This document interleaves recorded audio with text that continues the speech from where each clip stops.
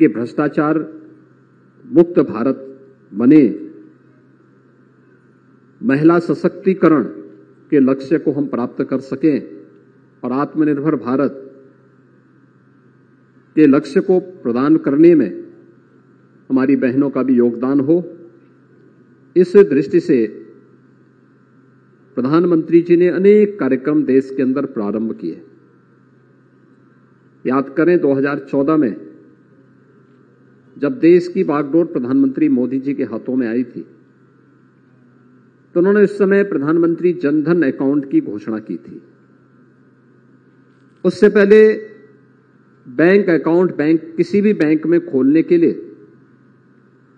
कम से कम 500 से 1000 रुपये उस बैंक अकाउंट में होना आवश्यक होता था, लेकिन जीरो बैलेंस पर बैंक अकाउंट खुले या पहली बार हुआ है और करोड़ों लोगों ने इस संबंध में बैंक अकाउंट देश के अंदर एक अभियान चलाकर मिशन मोड पर लग करके अकाउंट खोले गए।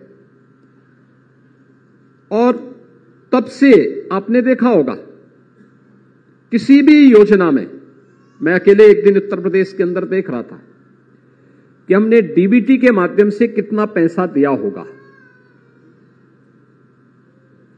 अगर हम सामान्य यानी प्रधानमंत्री फसल बीमा योजना, प्रधानमंत्री किसान सम्मान योजना, प्रधानमंत्री आवास योजना, मुख्यमंत्री आवास योजना, इन सभी योजनाओं को हम देखते हैं तो उत्तर प्रदेश में यह राशि लगभग 3.5 लाख करोड़ के आसपास आती है। 3.5 लाख करोड़ ट्रांजैक्शन डीबीटी के माध्यम से ही सीधे सीधे उत्तर प्रदेश के अंदर अकेले होता है। और अगर प्रतिवर्ष जो ट्रांजैक्शन विभिन्न कल्याणकारी योजनाओं के माध्यम से प्रदेश के अंदर होता है, यह लगभग 75,000 करोड़ रुपए का प्रतिवर्ष है, जिसमें बैंकों के साथ लेन देन का जो भी मामले आते हैं, इन सभी कार्यक्रमों को हम देखें तो 75,000 करोड़ का है। मुझे प्रसन्नता है कि प्रधानमंत्री जी ने 2020 में जब कोरोना चरम पर थी, वैश्विक महामारी से दुनिया पस्त थी, तब उन्होंने प्रयागराज की धरती में वीसी सखी के इस अभिनव कार्यक्रम का शुभारंभ किया था। आपने 2020 में प्रधानमंत्री जी के द्वारा संवाद उत्तर प्रदेश की वीसी सखियों के साथ जो किया गया था, उस संवाद के कार्यक्रम को आपने अभी कुछ देर पहले यहां पर उस समय की रिकॉर्डिंग को देखा है। प्रधानमंत्री जी स्वयं इस बात को लेकर खुश थे कि जो उनका विजन था व्यवहारिक धरातल पर कैसे जमीनी धरातल पर उतर रहा है, और उस समय जो कार्यक्रम देखने को मिला था, आज उसके परिणाम हम सबके सामने हैं। आज मुझे प्रसन्नता है उत्तर प्रदेश के अंदर आज के दिन पर लगभग 56,000 ग्राम पंचायतें हैं, जिनमें से 56,000 में वीसी सखी चयन की प्रक्रिया पहले ही पूरी की जा चुकी है। 51,000 के चयन के कार्यक्रम के साथ साथ उनकी ट्रेनिंग के कार्यक्रम को, और उनमें से बड़ी संख्या में 41,000 ने अपना कार्य भी प्रारंभ कर दिया है।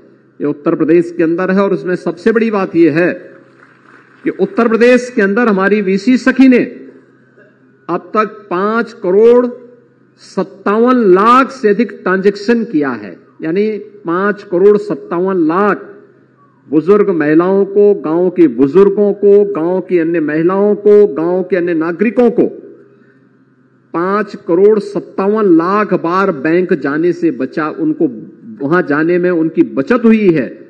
और साथ साथ यह भी सच है कि 5,57,00,000 बार बैंकों को, जो बार बार लोगों को आने छोटी राशि के ट्रांजैक्शन के बारे में जो उनका एक हमेशा एक बैंकर्स के सामने चैलेंज होता था कि कैसे ज्यादा से ज्यादा लोगों को सुविधा दे सकें, उस सुविधा को देने में हमारी वीसी सखी ने इस कार्य को आगे बढ़ाया, जिसमें 13,700 करोड़ रुपए का ट्रांजैक्शन भी हुआ। इतना लेन देन जो है 13,700 करोड़ रुपए का हुआ है, जिसमें से बहुत सारी वीसी सखी ने जो ने 75,000 रुपए डिजिटल पेमेंट के लिए जो बायोमेट्रिक सिस्टम उन्हें उपलब्ध करवाया गया था, उससे लिए गए लोन की भरपाई वे लोग कर चुके हैं, अच्छा खासा बिजनेस कर रहे हैं। और आज मैं कह सकता हूं कि जिस उत्तर प्रदेश के लिए हम लोग बार बार कहते थे कि हमारा सीडी रेशो बहुत कम है, आज हम कह सकते हैं कि ये 57,000 56,000 बहनें उत्तर प्रदेश के अंदर वीसी सखी के रूप में न केवल महिला सशक्तिकरण के एक आदर्श उदाहरण बने हुए हैं, बल्कि हर गांव में बैंक की एक स्वयं मिनी ब्रांच बनकर के गांव में लेन देन के सारे कार्यक्रम को संपन्न कर रहे हैं। इसके लिए मैं इन सब का हृदय से अभिनंदन करता हूं। उत्तर प्रदेश, मैं बार बार इस बात को कहता हूं कि असीमित संभावनाओं वाला प्रदेश है। प्रधानमंत्री मोदी जी के मार्गदर्शन में कार्यक्रम तेजी के साथ आगे बढ़ रहे हैं और अब तो हर ग्राम पंचायत में हम लोगों ने ग्राम सचिवालय के निर्माण के कार्यक्रम को भी अंतिम उस पर पहुंचा दिया है। यानी अब ग्राम सचिवालय केवल लखनऊ में नहीं होगा, अब सचिवालय केवल लखनऊ में नहीं होगा, बल्कि हर ग्राम पंचायत में भी उनका एक अपना सचिवालय होगा।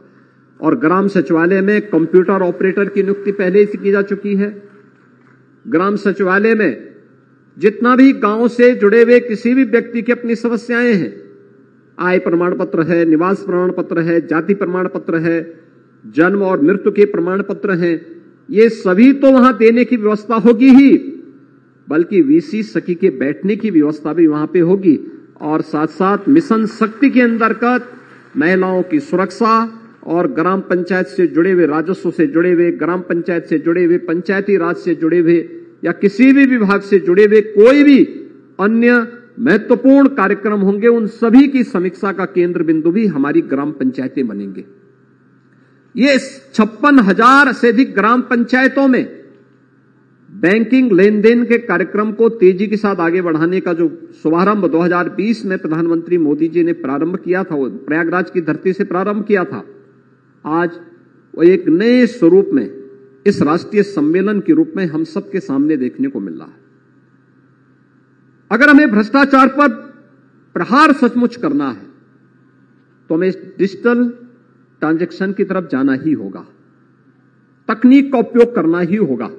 और तकनीक का उपयोग भ्रष्टाचार पर तो प्रहार है ही, बल्कि एक गरीब को मिलने वाली शासन की सुविधा का लाभ भी प्राप्त हो जाएगा।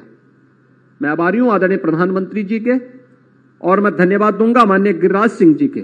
वे पिछली बार जब उत्तर प्रदेश में आए थे तो उस समय उन्होंने इस बात को कहा था कि मैं प्रयास करूंगा। उत्तर प्रदेश को उन्होंने यहां से जाने के बाद 10 लाख ग्रामीण क्षेत्र में नए आवास की सुविधा भी उपलब्ध कराई है। और अब तक मैं कह सकता हूं कि उत्तर प्रदेश में पिछले 6 वर्ष के अंदर ग्रामीण और शहरी क्षेत्र में हम देख लें तो लगभग 54.5 लाख गरीबों को एक एक आवास की सुविधा उत्तर प्रदेश के अंदर देने में हमें सफलता प्राप्त हुई है। 54.5 लाख, अनुमान करिए, आजादी के बाद इन 54.5 लाख गरीबों के पास अपना सिर ढकने के लिए आवास नहीं था। और कोई भी 54 लाख आवास में ये नहीं कह सकता कि किसी से भी कोई पैसा किसी ने लिया हो, क्योंकि पैसा तो लखनऊ में बैठ करके एक क्लिक के माध्यम से उन सभी लाभार्थियों के खाते में जाता है। इसमें कोई मिडिलमैन है ही नहीं, पैसा सीधे उनके पास जाने की व्यवस्था कर दी गई है।